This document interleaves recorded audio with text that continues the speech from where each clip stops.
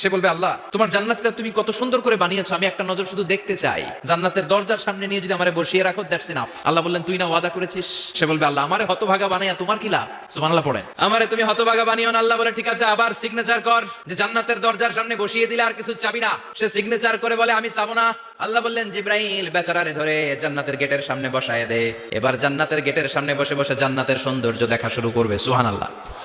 ওই হতভাগা লোকটা বলবে আল্লাহ এত সুন্দর জান্নাত তুমি বানালাম, চোখ দিয়ে সৌন্দর্য দেখি, কান দিয়ে আওয়াজগুলো শুনি, হুর আর গেলমান হেঁটে বেড়ায়, এত সুন্দর জান্নাত চোখ দিয়ে দেখি, ঢুকতে পারি না, আমারে কষ্ট দিয়ে তোমার কি লাভ?